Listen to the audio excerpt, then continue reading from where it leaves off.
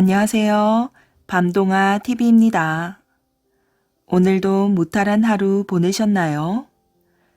오늘 첫 번째로 들려드릴 이야기는 힘세고 몸 튼튼한 총각을 사윗감으로 찾는 김영감의 이야기랍니다. 힘세기로 내로라 하는 총각들이 모두 김영감의 사이가 되기 위해 모여들었지만 시험을 통과하기란 여간 쉬운 일이 아니었지요. 그런데 별로 힘은 세지 않지만 꾀가 많은 어느 총각이 이 시험에 응하게 되는데요. 힘보다는 머리를 쓴 이 총각은 시험에 합격할 수 있었을까요? 오늘 준비한 옛 이야기도 재미있게 들으시고 편안한 시간 되시길 바랍니다. 힘센 사윗감. 어디 좋은 신랑감이 없을까? 하나밖에 없는 딸과 단둘이 살고 있는 김영감은 요즘 걱정이 태산 같답니다. 시집갈 나이가 된 외동딸을 훌륭한 총각과 짝지어주고 싶었으니까요. 김영감이 찾는 사윗감은 훌륭한 집안이나 부잣집 총각이 아니라 몸이 튼튼한 총각이었지요. 김영감의 부모님은 부지런히 일하며 논밭을 많이 사들여 김영감에게 물려주고는 병으로 일찍 세상을 떠났답니다. 게다가 김영감의 아내마저도 몸이 허약하여 외동딸을 낳은 뒤 얼마 지나지 않아 눈을 감았지요. 그래서 외동딸만큼은 튼튼한 신랑에게 시집 보내어 오래오래 잘 살게 하고 싶었던 것이랍니다. 김영감은 마을 사람들에게 튼튼한 총각을 소개해달라고 부탁하였지요. 김영감이 몸이 튼튼한 총각을 사위로 찾는데요. 그 집 사위가 된다면야 최고로 장가를 잘 가는 것이지. 예쁜 색시를 얻는 데다가 무남 동녀이니 그 재산을 그대로 물려받을 텐데. 이 소문은 이웃 마을에까지 널리 퍼져 총각들이 구름처럼 모여들었어요. 세상에 장가 못 간 총각들이 이렇게 많았던가? 마을 사람들과 김영감은 입이 딱 벌어졌지요. 김영감은 이 많은 총각들 중에서 사윗감 한 사람을 어떻게 고를지 걱정이 되었답니다. 한참을 궁리한 끝에 시험을 보기로 하였지요. 김영감은 사위가 되겠다고 모여든 총각들을 불러놓고 말하였어요. 이렇게 많이들 왔으니 아무래도 시험을 봐서 튼튼한 사윗감을 뽑아야겠소. 나를 등에 업고 뒷산 꼭대기까지 오르는 총각을 사위로 삼겠소. 중도에서 쉬던가 숨이 차서 후유하고 한숨 소리를 내면 탈락이요. 한창 힘이 펄펄한 총각들이라 자신 있게 나섰답니다. 하지만 모두들 중도에서 떨어지고 말았지요. 힘이 딸려 산 중턱에서 포기하거나 꼭대기에 거의 다 가서 숨이 차 후유 소리를 내어 떨어지기도 하였어요.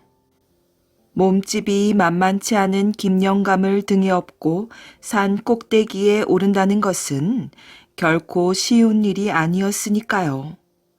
결국 한 사람도 성공하지 못했답니다.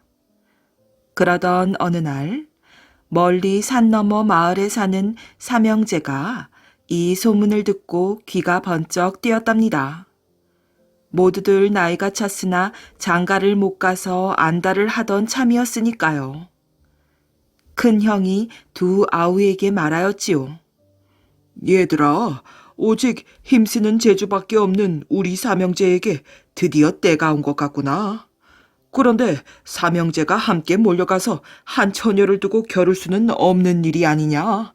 어찌하면 좋겠느냐? 그러자 둘째가 말하였어요. 찬물에도 위아래가 있다는데 맞이인 큰형님이 첫 번째로 겨뤄보셔야지요. 큰형님이 실패하시면 그땐 둘째인 제가 나서면 되잖아요. 그리고 만약에 둘째 형님이 실패하시면 제가 나서겠습니다. 막내도 끼어들어 한마디 하였지요. 좋아. 어쨌든 김영감 사위감은 우리 삼형제 중에 나와야 한다. 이렇게 의견을 모은 삼형제는 김영감을 찾아갔답니다. 삼형제 하나하나를 찬찬히 살펴본 김영감은 마음에 드는지 고개를 끄덕였어요. 자네들처럼 우애가 깊은 형제는 처음 보았는걸. 삼형제가 의좋게 장가도 안 가고 말이야. 자, 누가 제일 급한가? 빨리 나를 업고 산으로 올라가 보게나. 김영감의 말에 먼저 큰형이 나섰지요. 큰형은 거뜬히 김영감을 등에 업고 산길로 접어들었어요. 이런 일이야 누워서 떡 먹기지. 이제 색시는 내 차지야. 큰형은 차근차근 걸음을 옮겨 산 꼭대기를 향해 올라갔답니다. 그러나 사람을 등에 업고 가파른 고개를 오르는 것은 말처럼 쉽지 않았어요. 바위를 오르다가 너무 힘이 들어 자기도 모르게 그만 후유하고 한숨을 쉬고 말았답니다. 허허, 자넨 틀렸네. 그만 돌아가게나. 큰형은 아쉽게도 시험에 떨어지고 말았답니다. 다음에는 둘째 차례가 되었어요. 둘째는 영감님을 등에 업자마자 걸음을 빨리하여 고개를 올라갔지요. 큰형이 실패한 것은 너무 차근차근 올라가는 바람에 힘이 빠졌기 때문이라고 생각했으니까요. 둘째는 뛰다시피 걸음을 빨리하여 올라갔어요. 그러나 빨리 걸은 것이 탈이었지요. 큰형이 실패한 바위를 무사히 넘어갔으나 숨이 차서 견딜 수가 없었답니다. 그래서 그만 후유하고 한숨을 내쉬고 말았지요. 아깝구먼. 자네도 후유하였으니 안 되겠네. 그만 돌아가세. 김영감의 말에 둘째도 머리를 긁적거리며 되돌아갔답니다. 다음에는 셋째의 차례였어요.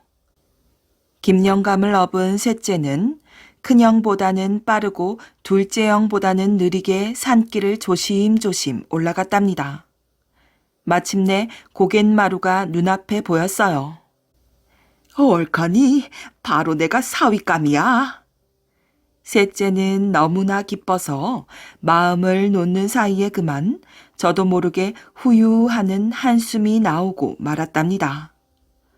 허허, 안타깝지만 자네도 틀렸네. 힘쓰는 재주만 믿고 큰 소리 치던 삼형제는 셋째 동생마저 아쉽게 떨어지자 고개도 들지 못하고 돌아가 버렸어요. 으허, 저러다간 사위감 얻기는 다 틀렸지. 몸집이 저렇게 큰 김영감을 업고 어떻게 산꼭대기까지 오른단 말인가? 그러니 말일세. 항우가 온데도 어림없지. 이런 소문이 나돌자 사윗감이 되려고 몰려오던 총각들의 발길이 뚝 끊어졌어요. 그러던 어느 날이었지요. 먼 고을에 사는 한 총각이 이 소문을 들었답니다. 이 총각은 힘이 그리 세지는 않지만 머리가 영특하였어요. 어리석은 총각들이로군. 힘만으로는 안 되지. 꾀를 써야지, 꾀를. 총각은 무슨 좋은 생각이 있는지 자신 있게 김영감을 찾아갔답니다. 먼저 큰 절을 올리고는 정중히 말하였지요. 영감님, 소생은 비록 힘이 세지는 않지만 영감님을 편히 모시고 산에 오르고자 합니다. 어서 소인의 등에 업히시지요. 김영감은 총각의 깍듯한 말과 행동에 마음이 끌렸어요.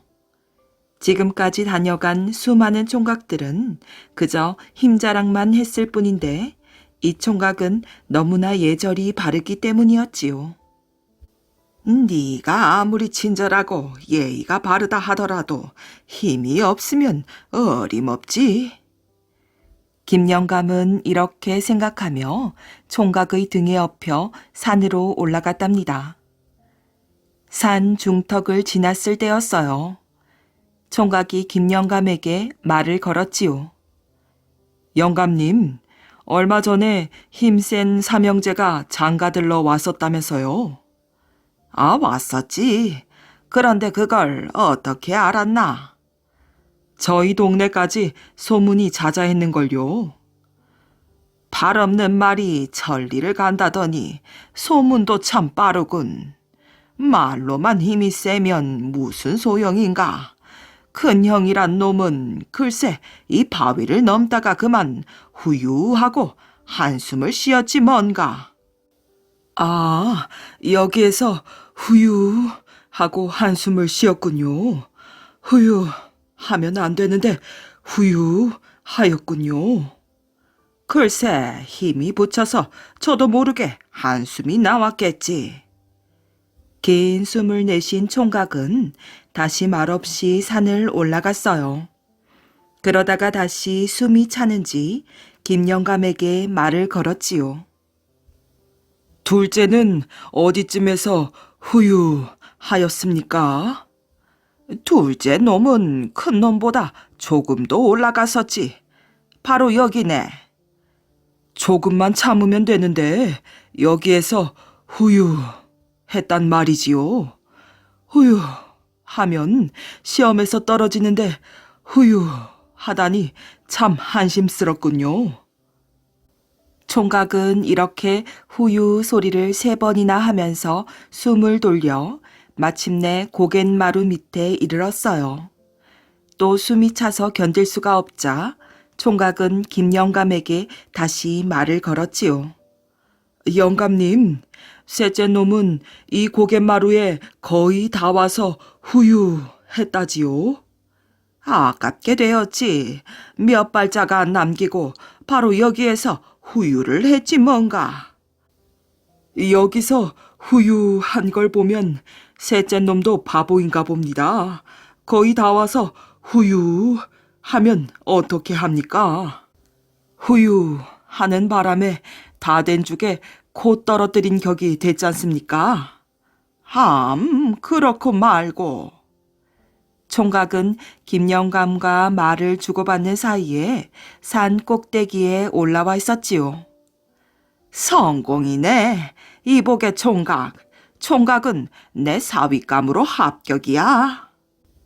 김영감이 외치는 소리에 총각은 너무나 기뻐서 김영감을 업은 채 덩실덩실 춤을 추었어요. 총각이 이렇게 산 꼭대기에 무사히 오른 것은 꾀를 섞기 때문이지요. 힘이 들어 숨이 막힐 때마다 삼형제의 이야기를 핑계로 후유하고 숨을 돌려 기운을 차렸던 것이랍니다. 저승의 갈림길.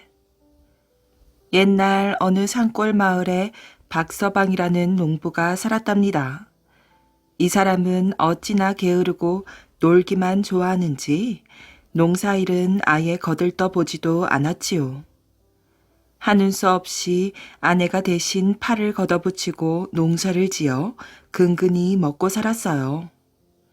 아내가 농사를 지으면 고맙게 생각하고 조용히 있으면 좋으련만 박서방은 도무지 염치라고는 없는 사람이었지요. 대낮부터 술에 취해 아무에게나 시비를 걸거나 아내를 때리는 등 말썽만 부렸답니다. 저기 오는 게 박서방이잖아. 이쪽 길로 돌아가야겠어요.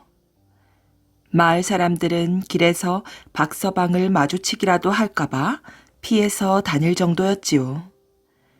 세월이 흐르고 흘러 어느덧 박서방의 나이도 50에 접어들었어요. 이제는 몸이 쇠약해져 아내나 남에게 시비를 걸 기운조차 없었지요. 박서방은 사람들의 손가락질을 받는 게 싫어 방구석에 틀어박혀 살았답니다. 그러나 일을 마치고 돌아오는 아내를 볼 때마다 가슴이 아팠지요. 혼자서 고된 농사일을 하느라 나이보다 훨씬 더 늙어 보였기 때문이에요. 박서방은 자신의 지난 날이 후회되었지요. 혼자서 농사일 하며 살림을 하느라 평생 고생한 아내의 빚을 어떻게 갚아야 하나? 헛되이 살아온 내가 부끄럽구나. 이제라도 아내를 도와야겠어. 박서방은 눈물을 흘리며 뉘우치고 아내를 따라 들에 나가 열심히 일을 거들었죠. 아이고, 저 사람이 무슨 수작을 꾸미려는 게 아닐까요? 처음에는 마을 사람들 모두가 이상하게 생각하였어요. 지금껏 박서방이 하는 짓을 보면 당연한 일이지요. 그러나 차츰차츰 박서방의 달라진 모습을 보고는 가까이 지내게 되었어요. 그런데 이게 무슨 운명의 장난일까요? 새 사람이 된 박서방이 병에 걸려 자리에 눕고 말았답니다. 약을 써도 낫지 않고 점점 더 병이 깊어가 이제는 죽을 때만 기다리게 되었지요. 어느 날 저녁, 박서방은 가쁜 숨을 몰아쉬며 아내의 손을 꼭 잡았답니다. 당신이나 마을 사람들을 위해 좋은 일을 많이 하려고 했는데 이렇게 죽게 되었소. 당신이나 마을 어른들께 죄만 짓고 떠나 미안하오. 박서방은 눈물을 흘리며 숨을 거두었지요. 이제는 이 세상 사람이 아닌 것이에요. 박서방은 통곡하는 아내를 뒤로 하고 저승길로 들어섰답니다. 곱게 뻗은 길로 가고는 있지만 어디로 가는 길인지 알 수 없었지요. 나같이 못된 놈은 지옥으로 떨어질 게 뻔한데 아무 길로 가면 어때? 다만 할 일을 못하고 떠나 슬플 뿐이구나.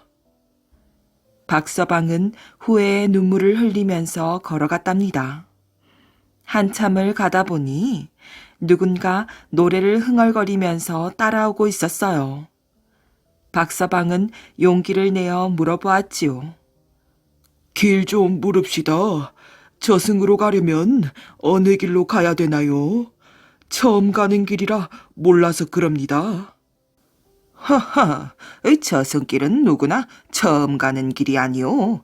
누가 자주 다닌다고 하던가요? 콧노래를 부르던 사람은 퉁명스럽게 말하였지요. 아니요. 그런데 이상하군요. 나는 슬퍼서 눈물이 흐르는데 당신은 즐거워서 노래를 흥얼거리니 무슨 좋은 일이라도 있습니까? 나는 살기 좋은 극락세계로 가고 있단 말이오. 그러니 기분이 좋을 수밖에요. 박서방은 이상해서 다시 물어보았지요. 극락으로 간다는 걸 미리 알고 있단 말인가요? 세상에서 듣기로는 염라대왕의 심판에 따라 결정된다던데. 훌륭한 일을 많이 한 나를 어찌 지옥으로 보내겠소. 심판할 것도 없이 뻔한 일이잖아요. 그 사람은 어깨를 으쓱거리며 거드름을 피웠어요. 어떤 일을 하셨길래요? 곧 알게 될 테니 굳이 숨길 필요도 없겠지요. 나는 평생 절을 100채나 지었다오. 덕분에 그 절에서 많은 사람들이 부처님을 모셨지요. 그게 다 누구 때문이었겠소? 박서방은 부끄러워 얼굴을 들 수가 없었답니다. 정말 훌륭한 일을 하셨군요. 나는 평생 죄만 짓고 살았답니다. 이제 와서 후회한들 무슨 소용이 있겠습니까? 박서방은 눈물을 흘리며 절을 100채나 지은 사람을 따라갔어요.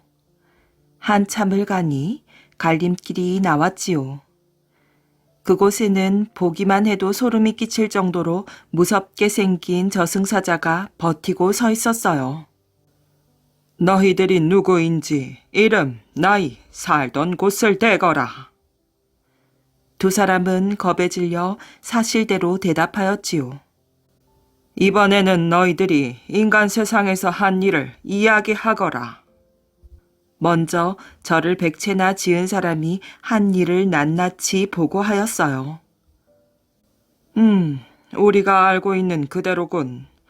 여기가 극락과 지옥의 갈림길이라는 것을 알고 있겠지. 너는 이쪽 넓은 길로 가거라.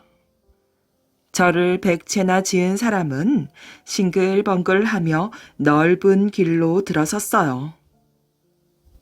다음에는 박서방이 죽기 전에 한 일을 거짓없이 이야기하였지요. 알았다. 너는 저쪽 좁은 길로 가거라. 짐작은 하고 있었지만 박서방은 눈앞이 캄캄하였어요. 나는 결국 지옥으로 가는구나. 박서방은 저를 백채나 지어 넓은 길로 간 사람이 부러웠지요. 한참 동안 걸어가던 박서방은 정신이 번쩍 들었답니다. 웬일이지? 길이 점점 넓어지는걸? 박서방은 갈수록 길이 넓어지자 기분이 좋아졌어요. 그러나 한편으로는 불안하였지요. 지옥으로 가는 마지막 길이라 선심 쓰느라고 일부러 좋게 해놓은 것이겠지? 박서방이 이런 생각을 하며 걸어가는데 앞쪽에 으리으리한 집이 나타났지요. 박서방이 대문으로 다가가자 문지기가 반갑게 달려오며 친절하게 맞아주었어요. 어서 오십시오. 예, 안녕하세요. 박서방은 얼떨결에 인사를 하긴 했지만 뭔가 이상하다는 생각이 들었답니다. 참 이상하다. 지옥의 문지기가 이렇게 친절하게 맞아줄 리 없는데. 박서방은 어리둥절하니 서 있었지요. 당신은 극락으로 온 것이 좋지 않으시오? 여보시오. 지옥 가는 놈이라고 놀리지 말고 어서 문이나 여시오. 하하, 속고만 살았나. 왜 남의 말을 믿지 않으시오? 여기는 틀림없는 극락이란 말이오. 박서방은 믿어지지 않는다는 듯이 문지기에게 되물었어요. 그럼 저를 백채나 지었다던 그 사람도 여기에 와 있단 말이오? 벌써 와 있고 말고요. 자, 어서 따라오시오. 박서방은 무엇에 홀린 것처럼 정신이 멍한 채로 문지기 뒤를 따라갔어요. 구부러진 길을 지나 산길로 들어서서 한참을 올라가니 낭떠러지가 보였지요. 우연히 쳐다보니 낭떠러지의 바위 틈에서 뻗어나온 소나무 가지에 사람이 대롱대롱 매달려 있었어요. 바람이 불 때마다 사람이 매달린 가지가 휘청거려 금방이라도 부러질 것만 같았답니다. 아니, 저건 저를 백채나 지었다던 사람이잖아. 깜짝 놀란 박서방은 낭떠러지 아래를 내려다본 순간 하마터면 뒤로 넘어질 뻔하였어요. 아니, 독사다. 소나무 가지 아래쪽에는 수많은 뱀들이 뒤엉켜서 혀를 날름거리고 있었답니다. 박서방은 보기만 해도 섬뜩하고 오싹하여 온몸을 덜덜덜 떨며 돌아섰지요. 문지기가 험상궂은 얼굴로 소리쳤어요. 바람이 세게 불면 나무가 뿌리째 뽑히거나 가지가 부러져 저 친구도 함께 떨어지겠지요. 박서방은 도무지 믿어지지 않았어요. 저를 백채나 지은 사람이 왜 극락이 아닌 저런 지옥에 있단 말이오? 문지기는 그 까닭을 자세히 알려주었지요. 저 사람은 세 가지의 죄가 드러나 지옥에 떨어진 것이지요. 첫째, 신도들의 돈을 긁어모아 절을 지으면서 제 살림에 보태려고 돈을 몰래 빼돌린 죄. 둘째, 평생 자기 재주만 믿고 잘난 체 한 죄. 셋째, 염라대왕님의 심판을 받기도 전에 제 머리로 극락에 간다고 노래를 부르며 건방지게 행동한 죄랍니다. 문지기의 말을 들은 박서방은 그제서야 이해가 되었어요. 하지만 자기는 왜 극락에 오게 되었는지 알 수가 없었지요. 저를 지은 사람이 비록 죄인이라고는 하지만 나보다는 낫지 않겠어요. 나 같은 못된 놈이 어떻게 극락세계로 가겠습니까? 지옥으로 다시 떨어지겠지요? 사실대로 말해 주십시오. 문지기는 박서방의 말을 듣고 잠시 생각에 잠기더니 말하였지요. 당신이 술을 먹고 놀며 싸움질한 것은 지옥에 갈 만한 큰 죄이지요. 하지만 부처님을 팔아서 남을 속여 제 욕심을 채우고는 저를 지었다고 자랑한 사람에 비하면 그리 큰 죄가 아닙니다. 신성한 절은 정직한 사람이 지어야 하는 것이지요. 무엇보다 당신은 늦게나마 잘못을 뉘우쳐 제 값을 갚으려고 노력하지 않았습니까? 후회의 눈물을 흘리면서 여기까지 오는 동안 당신의 죄는 눈물에 씻겨 말끔히 없어졌답니다. 박서방은 비로소 자기가 지옥에 떨어지지 않은 까닭을 알게 되었지요. 세상 사람들에게 이런 사실을 알려주면 모두가 극락으로 갈 수 있을 거야. 하지만 알려줄 방법이 없으니 이 일을 어쩌나? 박서방은 몹시 안타까웠어요. 박서방, 먼 길 오느라고 수고했으니 저쪽에 가서 쉬시지요. 문지기의 안내로 정자에 올라간 박서방은 눈이 휘둥그레졌어요. 금으로 예쁘게 장식한 방석에 앉으니 거울같이 맑은 호수와 꽃들이 활짝 피어있는 아름다운 정원이 한눈에 내려다 보였어요. 정말 아름답다. 화려하고 편안한 극락에서의 행복한 하루가 시작된 것이랍니다. 하지만 저를 100채나 지었다는 사람은 지옥의 낭떠러지로 뻗은 소나무 가지에 매달려 공포에 떨고 있었지요. 아마 지금도 두 사람은 그렇게 서로 다른 세계에서 살고 있을 것이랍니다. 대문 앞이 저자를 이룬다. 후한 시대에 있었던 일이랍니다. 에제라는 왕이 있었는데 그는 정치는 하지 않고 날마다 놀기에 정신이 없었지요. 그리고 정치는 외척들에게 모두 맡겼지요. 에제는 매일같이 술과 놀이로 지내었어요.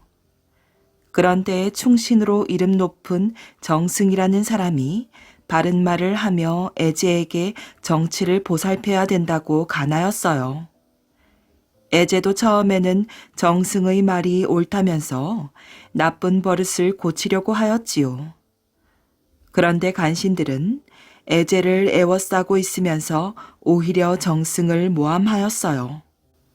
폐하, 정승은 아첨하는 사람들로부터 뇌물을 듬뿍듬뿍 받는다고 하옵니다.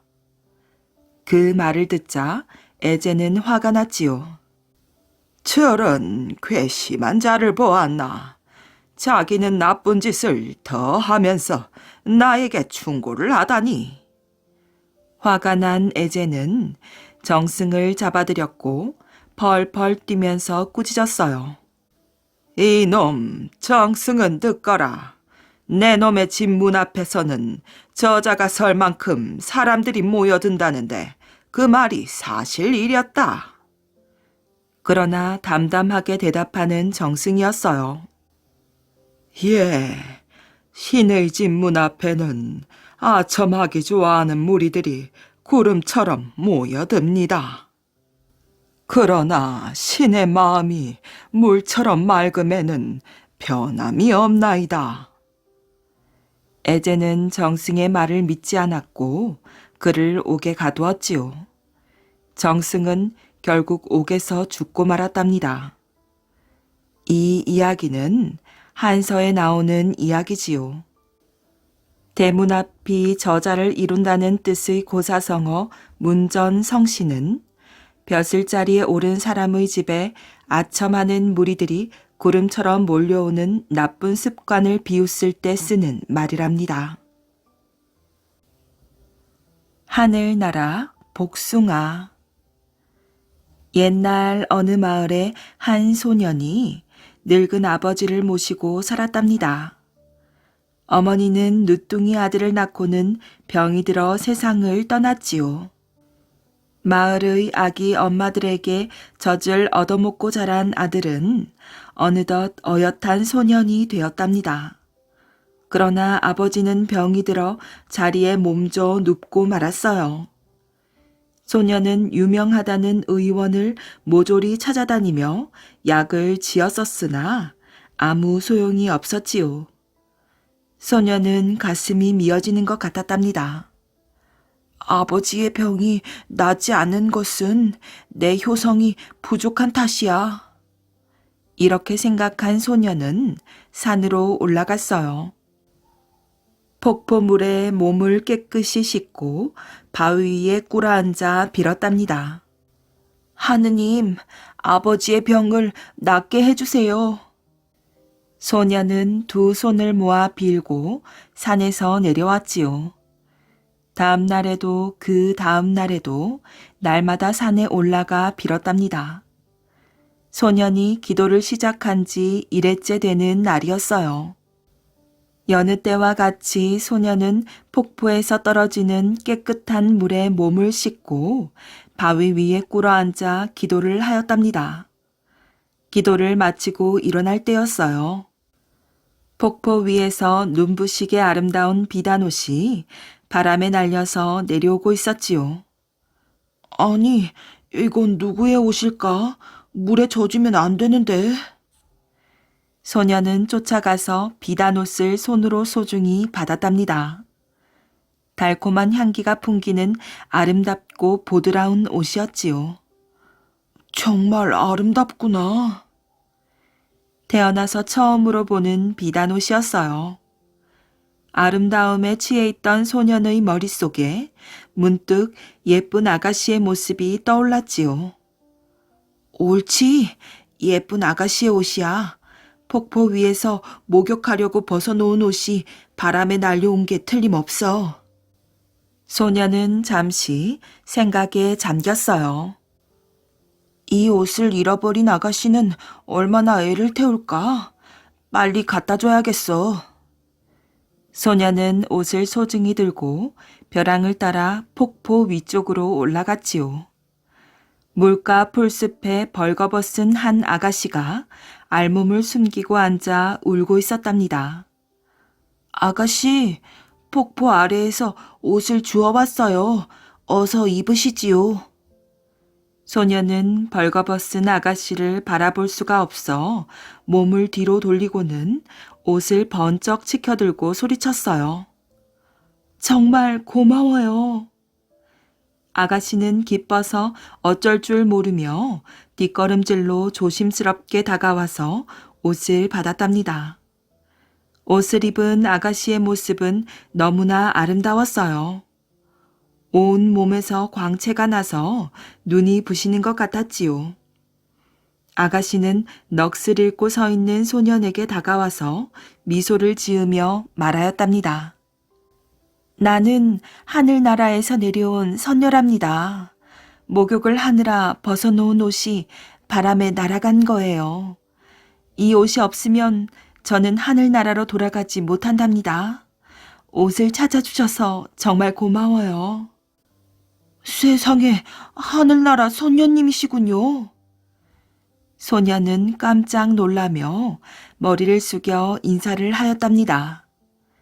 당신은 정말 착한 분 같아요. 옷을 찾아주신 은혜에 보답하고 싶습니다. 저와 함께 하늘나라에 가시지요. 소녀는 꿈을 꾸는 것 같았답니다. 아름다운 선녀가 살기 좋은 하늘나라에 함께 가자고 하니까요. 소녀는 솔깃하여 따라가고 싶었지만 누워 계신 아버지의 얼굴이 떠올라 정신을 바짝 차렸답니다. 저는 하늘나라에 갈 수 없답니다. 병든 아버지를 혼자 두고 집을 떠날 수가 없거든요. 효자시군요. 그럼 무엇이든 소원을 말씀해 주세요. 은혜를 갚는 뜻으로 소원을 이루게 해드리겠어요. 선녀의 말에 소녀는 용기를 내어 선뜻 소원을 말하였지요. 저의 아버지 병을 낫게 하는 약을 구해 주십시오. 오늘도 아버지 병을 낫게 해달라고 기도를 드리러 온 거랍니다. 저의 소원은 오직 아버지의 병을 고치는 것뿐입니다. 소년의 말을 들은 선녀는 하늘을 우러러보며 말하였어요. 아무 걱정 마세요. 천도라는 하늘나라의 복숭아를 드시면 무슨 병이든 금방 고친답니다. 바로 따올 테니 조금만 기다리세요. 선녀의 말이 채 끝나기도 전에 하늘에서 오색 구름이 내려와 선녀의 주위를 감쌌지요. 선녀는 그 구름을 타고 하늘로 높이 올라갔어요. 신기한 눈빛으로 넋을 잃고 하늘을 쳐다보던 소년이 미처 정신을 차리기도 전에 다시 오색 구름을 탄 선녀가 내려왔어요. 선녀는 상냥하게 웃으며 소년에게 빨갛게 익은 복숭아 2개를 건네주었지요. 자, 이 하늘나라 복숭아를 아버지께 잡수시게 하세요. 병이 씻은 듯이 나을 테니까요. 소녀님, 고맙습니다. 소녀는 너무나 기뻐서 땅에 넙죽 엎드려 선녀에게 큰 절을 하였지요. 선녀는 소년을 일으켜 세웠어요. 아버님 모시고 행복하게 사세요. 그럼 안녕. 선녀는 꼭 잡았던 소년의 손을 아쉬운 듯이 놓고는 오색 구름을 타고 하늘로 두둥실 떠올랐어요. 선녀님, 안녕히 가십시오. 소녀는 선녀가 보이지 않을 때까지 손을 흔들고 있었답니다. 집으로 돌아온 소녀는 선녀에게 얻은 복숭아를 아버지께 드렸답니다. 복숭아를 맛있게 잡순 아버지는 신기하게도 씻은 듯이 병이 나아 자리에서 일어났지요. 소녀는 건강해진 아버지와 함께 오래도록 행복하게 살았답니다. 토끼의 꼬리. 옛날 고양이는 꼬리가 없고 토끼만 꼬리가 있을 때의 이야기랍니다. 토끼의 탐스러운 꼬리를 보며 고양이는 생각하였지요. 나도 저런 꼬리가 있었으면. 어느 날 고양이가 길을 가다가 나무 밑에서 자고 있는 토끼를 보았어요. 고양이는 살금살금 다가가 토끼의 꼬리를 칼로 싹둑 잘랐지요. 그러고는 토끼 꼬리를 엉덩이에 갖다 붙이고 한껏 멋을 부렸어요.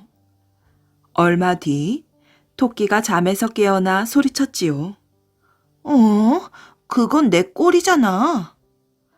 고양이가 머리를 긁적이며 말하였어요.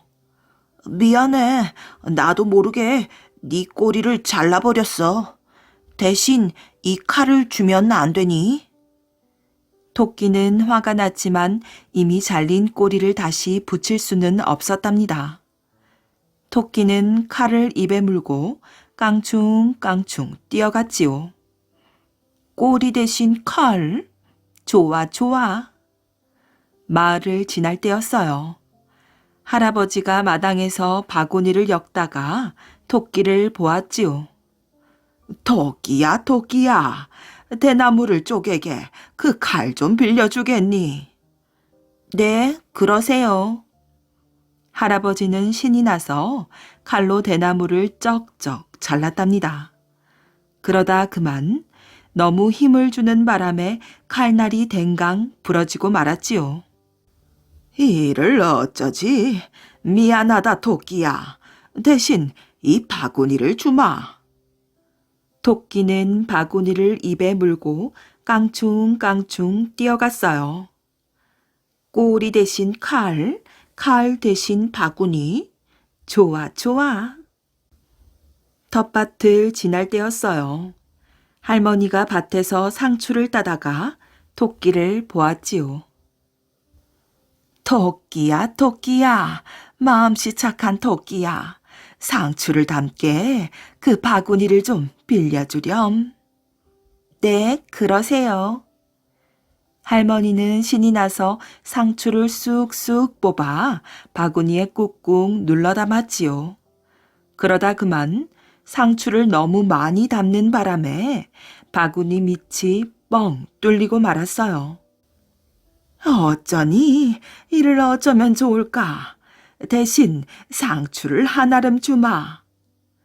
할머니가 상추를 보자기에 담아주었어요. 토끼는 상추 보따리를 등에 지고 깡충깡충 뛰어갔지요.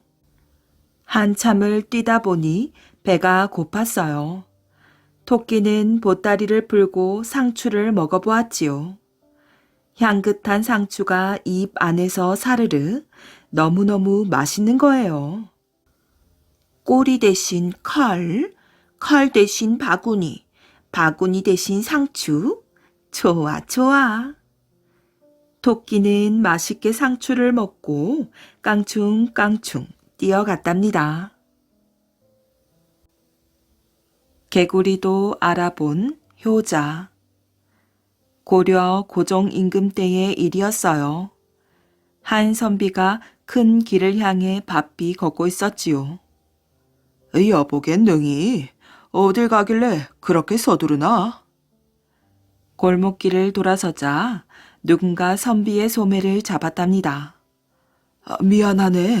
너무 급한 일이라서. 급한 일이라니?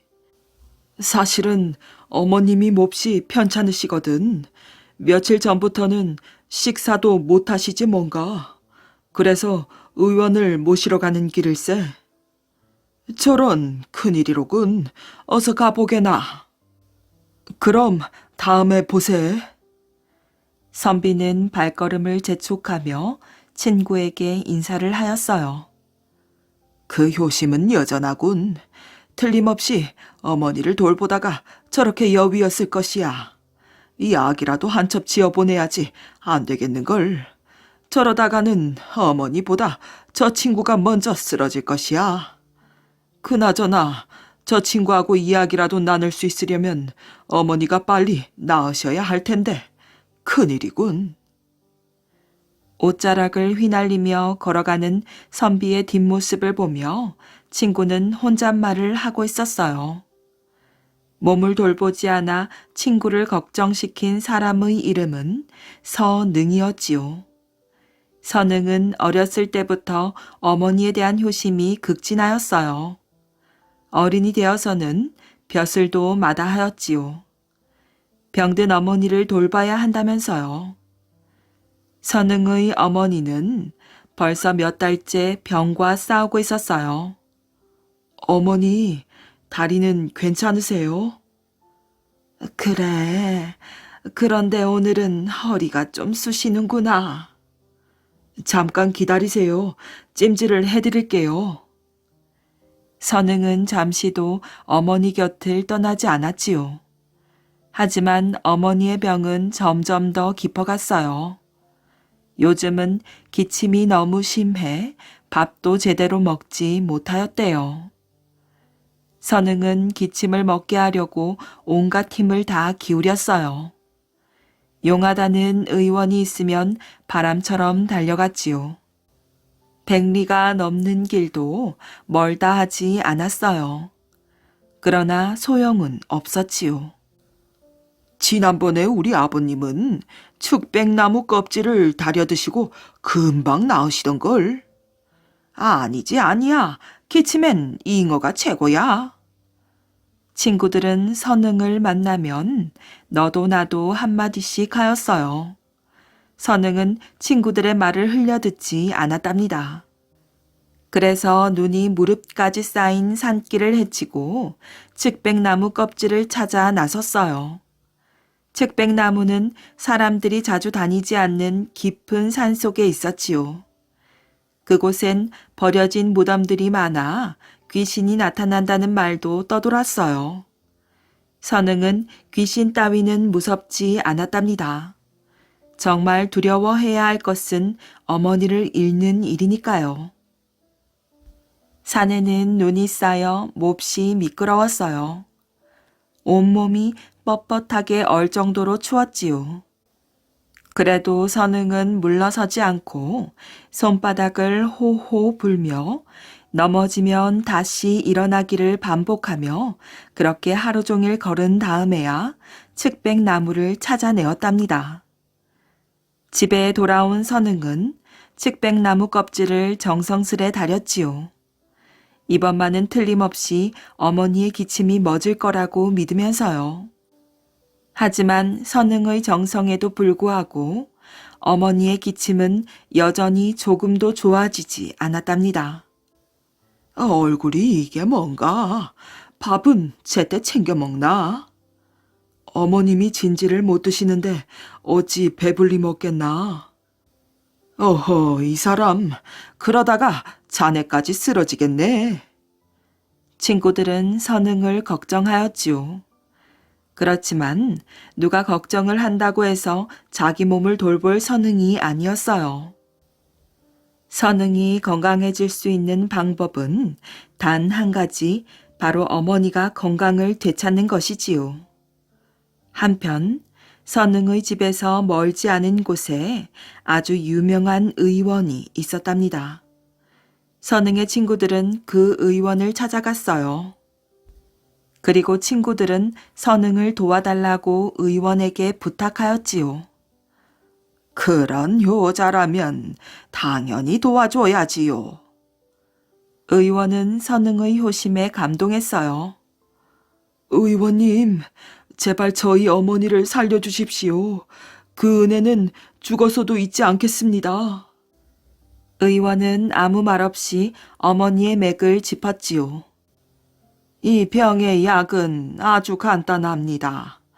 그런데 지금은 그것을 구하기가 어려울 겁니다. 그게 대체 무엇입니까? 산 개구리를 다려서 잡수시게 하면 될 터인데. 의원은 말끝을 얼버무렸지요. 이 겨울에 어떻게 산 개구리를 구할 수 있겠어요? 산도 강도 꽁꽁 얼어붙었는데 말이지요. 예? 산 개구리라고요? 이제 어머니는 꼼짝없이 돌아가시겠군요. 우선 약을 한 첩 지어줄 테니 그거라도 다려서 드시게 하십시오. 의원은 멍하니 서 있는 선응의 손을 잡았답니다. 선응의 손이 바르르 떨렸지요. 봄이면 연못가에서 시끄럽게 울어대는 개구리, 때때로 장독대 밑에서 폴짝거리기도 하는 그 흔한 개구리가 왜 겨울엔 한 마리도 보이지 않는 것일까요? 선응은 개구리 한 마리 때문에 어머니가 돌아가실지도 모른다고 생각하니 눈물이 쏟아졌어요. 이젠 의원이 지어준 약을 정성껏 다려드리는 것밖에는 달리 할 일이 없었지요. 선응은 약탕관에 물을 붓고 장작을 가지러 갔답니다. 울타리 옆 고목나무 앞에서 불을 지펴야 했거든요.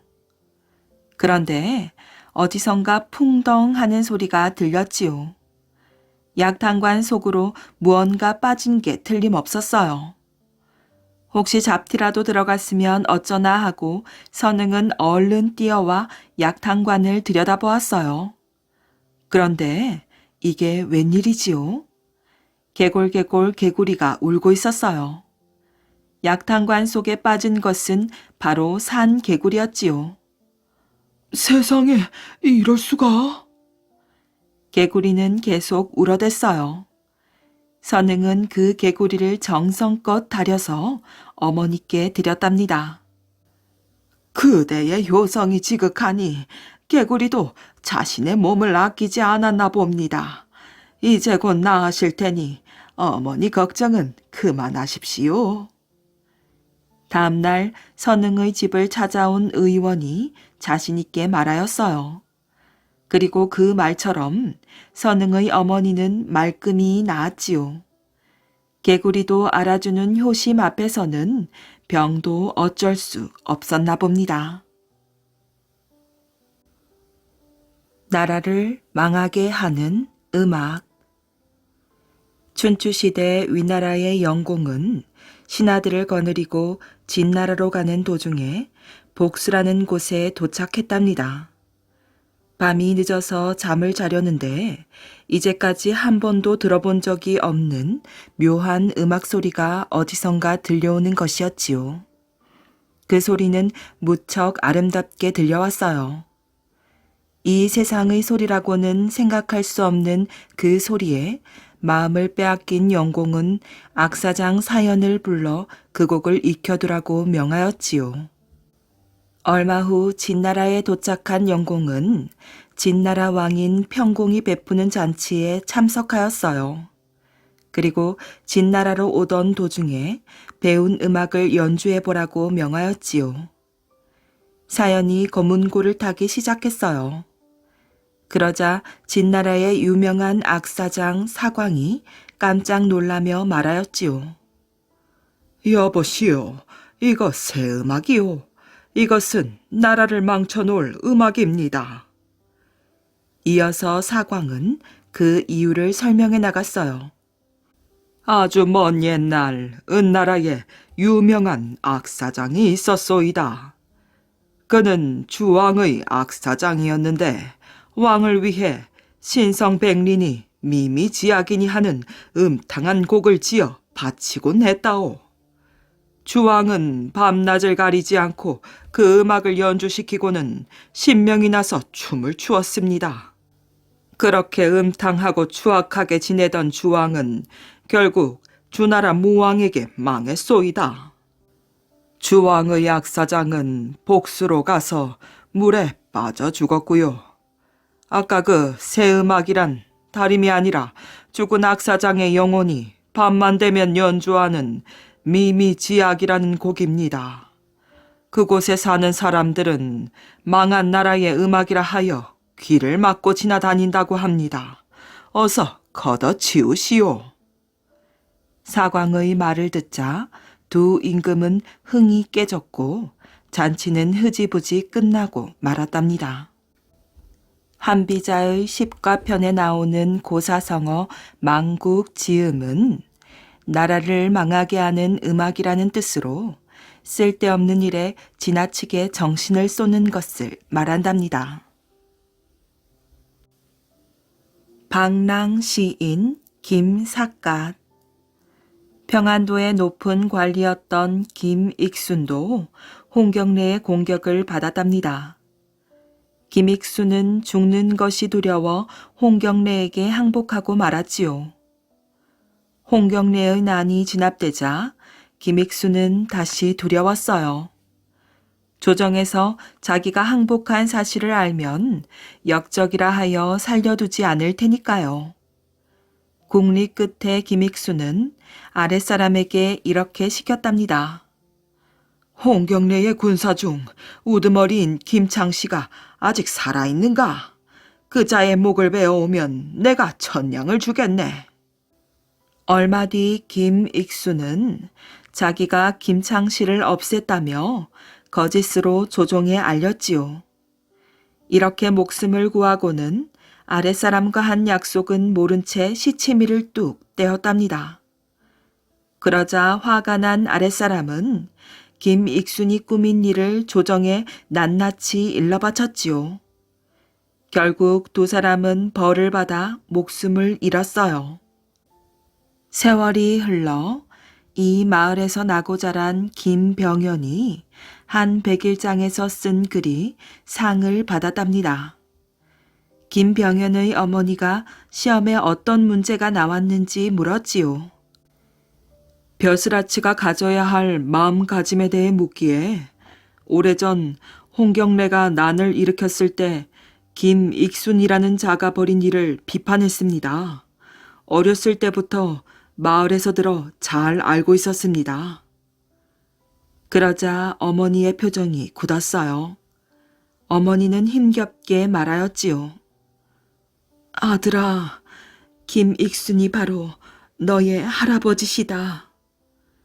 김병현은 큰 충격을 받았답니다.